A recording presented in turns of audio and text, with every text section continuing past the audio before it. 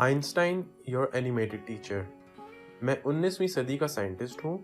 मैं आपको मुख्तलिफ सब्जेक्ट्स के कॉन्सेप्ट समझाऊंगा। मैं थ्योरेटिकल फिजिसिस्ट था। मैं अपनी स्पेशल थ्योरी ऑफ रिलेटिविटी और E is equal to mc² की वजह से मशहूर हुआ। इसी रिसर्च पर मुझे 1921 में नोबेल प्राइज़ मिला। इंटरेस्टिंग फैक्ट्स और दिलचस्प मालूमात। 0 is the only number which cannot be represented by Roman numerals. 0 Wahid number है जिसको रोमन हिंसों में नहीं लिखा जा सकता। इस वीडियो में हम सीखेंगे number 1 types of bank accounts, negotiable instruments and online banking. अस्सलाम वालेकुम बच्चों, आज हम क्लास 8 की मैथमेटिक्स के चैप्टर नंबर 4 फाइनेंशियल अरिथमेटिक के बारे में पढ़ेंगे। पिछले लेक्चर में हमने पार्टनरशिप और इनहेरिटेंस के बारे में सीखा। आज हम बैंकिंग और निगोशिएबल इंस्ट्रूमेंट्स के बारे में पढ़ेंगे। पहले हम बैंकिंग को समझने की कोशिश करते हैं कि बैंकिंग क्या होती है और डिफरेंट बैंक अकाउंट्स को भी देखते हैं।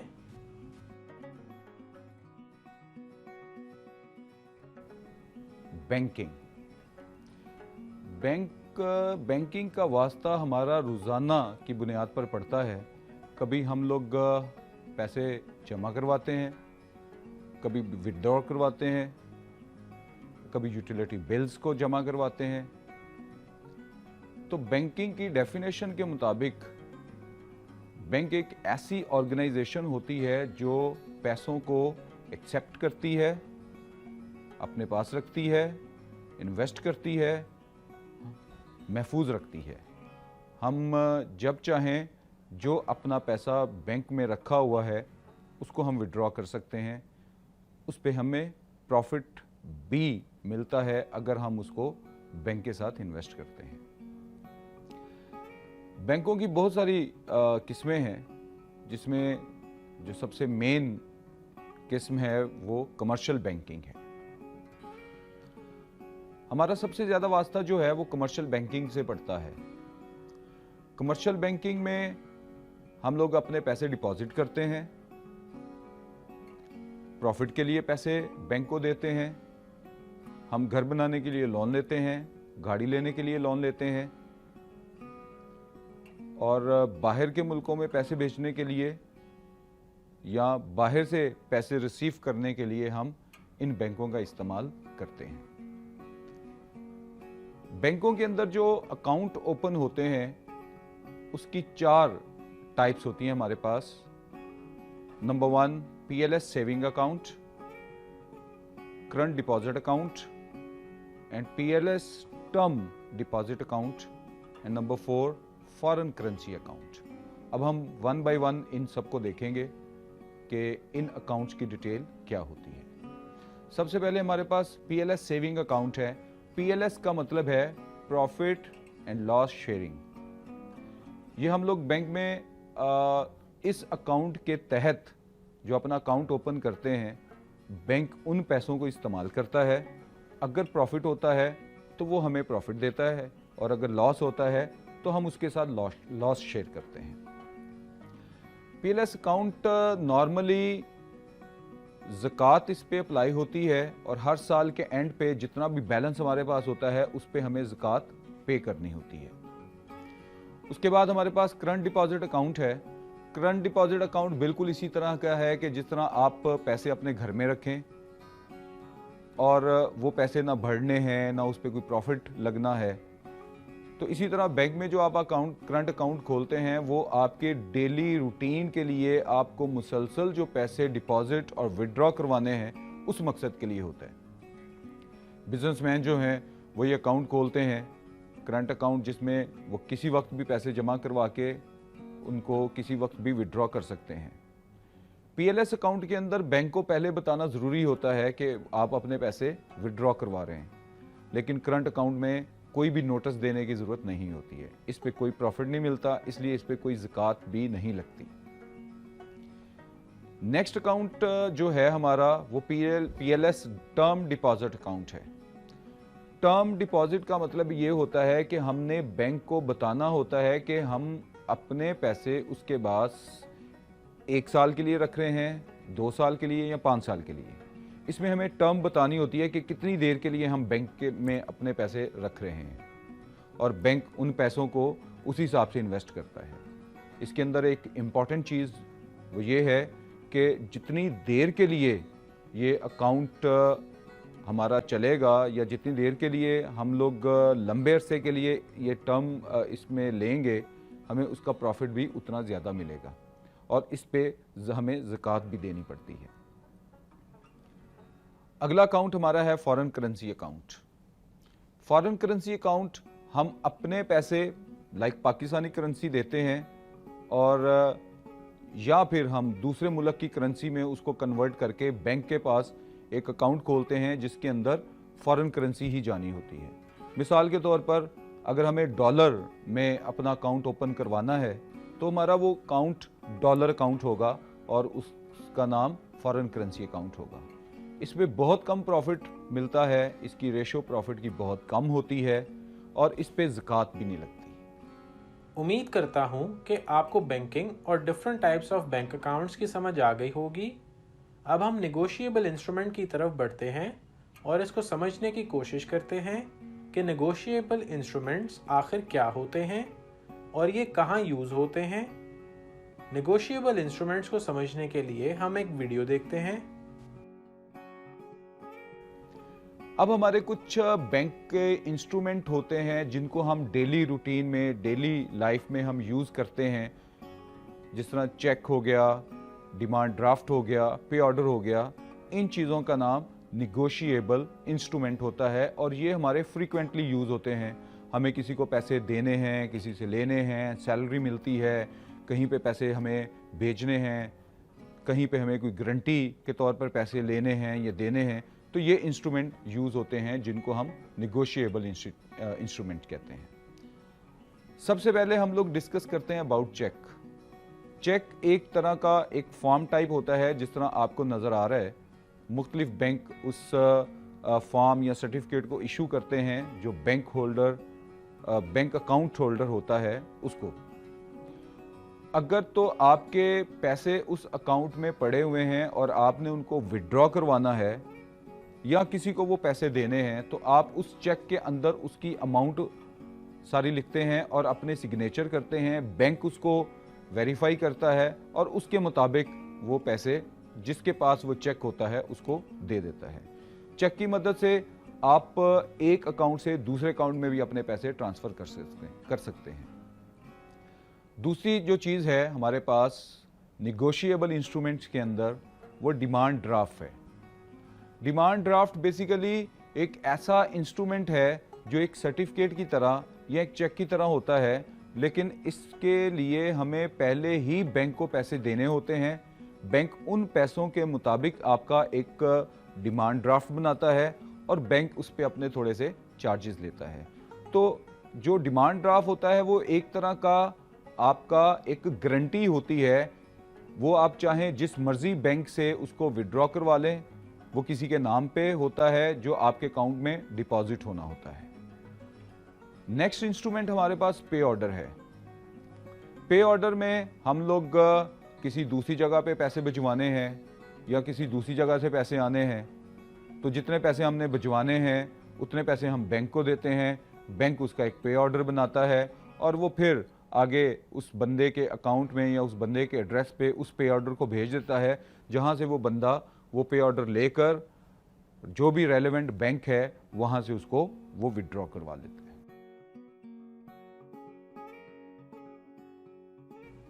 उम्मीद करता हूँ कि आपको नेगोशिएबल इंस्ट्रूमेंट्स की अच्छी तरह से समझ आ गई होगी। नेगोशिएबल इंस्ट्रूमेंट्स को समझ लेने के बाद क्या आप इस सवाल का जवाब बता सकते हैं? जी हाँ, बिल्कुल सही। इसका जवाब है बी। शाबाश। उम्मीद है कि आपको बैंकिंग और नेगोशिएबल इंस्ट्रूमेंट की अच्छी तरह से समझ आ गई होगी। अब हम ऑनलाइन बैंकिंग को समझने की कोशिश करते हैं कि ऑनलाइन बैंकिंग क्या होती है और ये हमारी डेली रूटीन में किस तरह मदद करती है। बैंकों ने बहुत सारी तरक्की की, बहुत सारी चेंजेस इसके अंदर आई। पहले लंबी लंबी कतारों में खड़े होके हमें चेक कैश करवाने पड़ते थे, अपने बिल जमा करवाने पड़ते थे, और अगर छुट्टी आ जाती थी, हमारे पास पैसे नहीं होते थे तो हम बैंकों से पैसे विड्रॉ नहीं करवा सकते थे। तो इस सारी प्रॉब्लम्स का सलूशन हमें दिया ऑनलाइन बैंकिंग ने। ऑनलाइन बैंकिंग की मदद से हम जब चाहें अपने कैश को विड्रॉ करवा सकते हैं, एक अकाउंट से दूसरे अकाउंट में अपने पैसे ट्रांसफ़र कर सकते हैं और अपने बैलेंस को जब चाहे देख सकते हैं। हमारा कोई भी बैंक स्टेटमेंट हमें चाहिए, हम उसको देख सकते हैं, क्योंकि आज के दौर में सारे बैंक इंटरनेट की मदद से आपस में लिंक्ड हैं। तो यही प्रोसेस सारा ऑनलाइन बैंकिंग कहलाता है। ऑनलाइन बैंकिंग का एक हिस्सा जो बनता है वो है एटीएम ट्रांजैक्शन।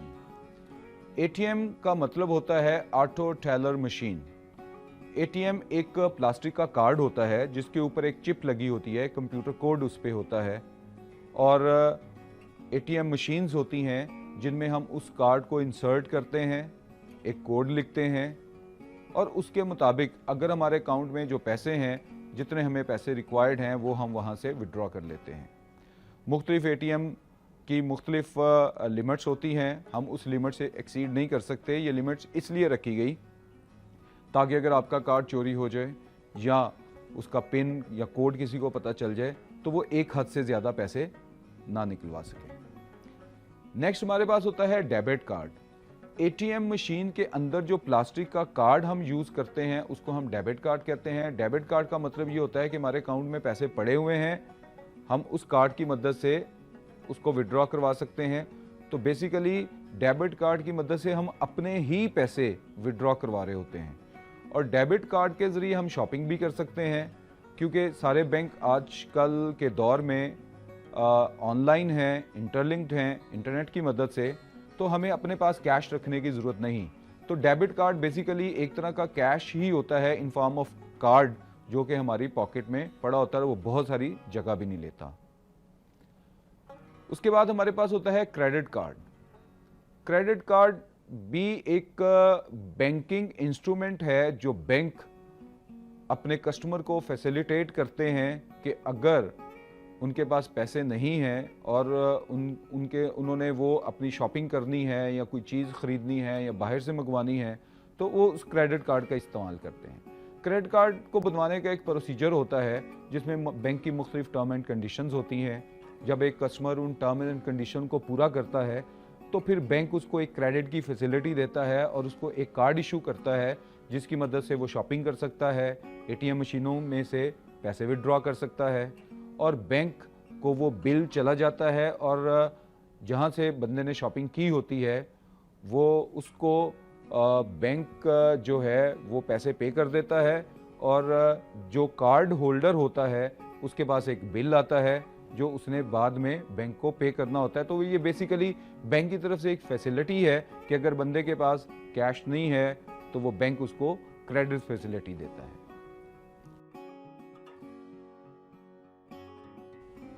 उम्मीद है कि आपको ऑनलाइन बैंकिंग की अच्छी तरह से समझ आ गई होगी। ऑनलाइन बैंकिंग को समझ लेने के बाद अब हम कन्वर्जन ऑफ करेंसी को समझने की कोशिश करते हैं। नेक्स्ट हमारे पास जो बड़ी इंपॉर्टेंट चीज़ है, आजकल ग्लोबल दौर है, मुख्तलिफ मुल्कों से हमारा लेन देन होता है, हम लोग इंपोर्ट एक्सपोर्ट करते हैं, बिज़नेस करते हैं।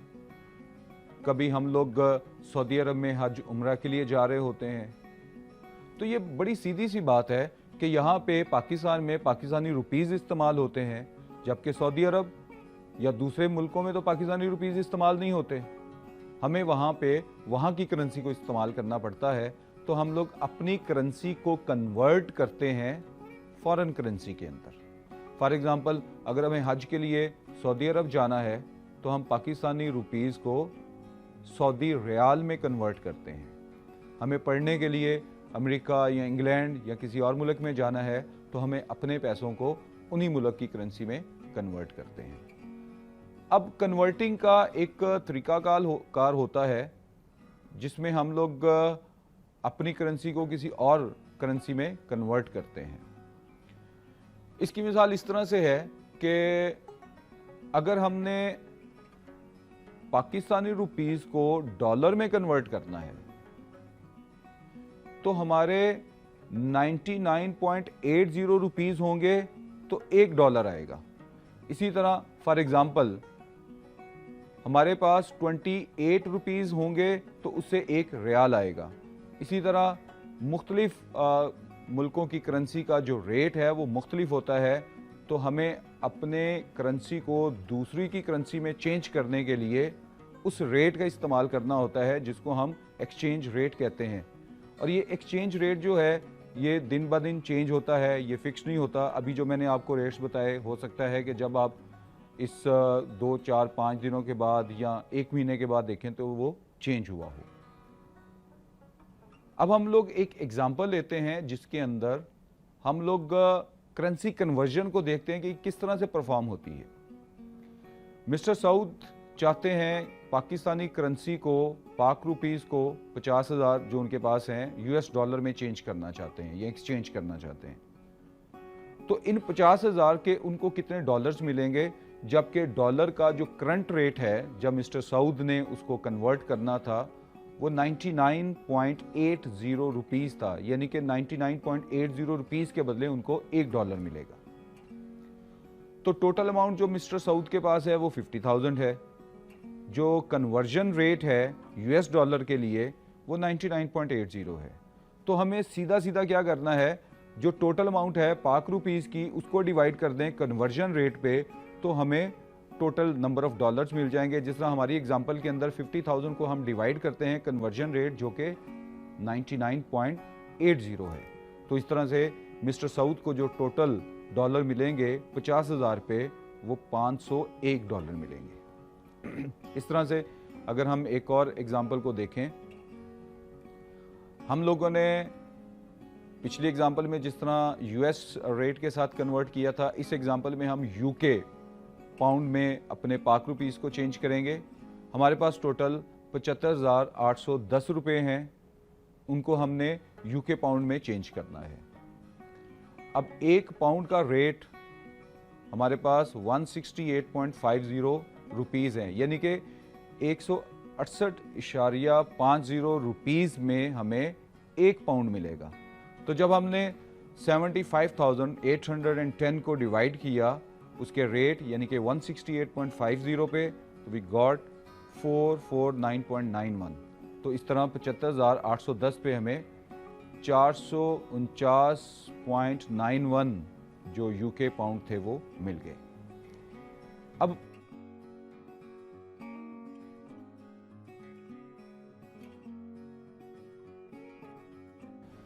तो इस लेक्चर के अंदर हमने सीखा कि पाकिस्तान में बैंकिंग किस तरह काम करती है, ATM मशीन क्या होती है, आप डिफरेंट अकाउंट कैसे ओपन करवा सकते हैं, और आप बैंकों के साथ बिजनेस कैसे कर सकते हैं, आप बैंकों के पास इन्वेस्टमेंट कैसे कर सकते हैं, आपको प्रॉफिट कैसे मिलता है, किन किन अकाउंट पे आपको ज़कात देनी पड़ती है, फॉरेन करेंसी अकाउंट क्या होता है, दूसरों मुल्कों के साथ लेन देन करने के लिए आप अपने मुल्क की करेंसी को दूसरी करेंसी में चेंज करते हैं, तो वो किस तरह से हम लोग करते हैं।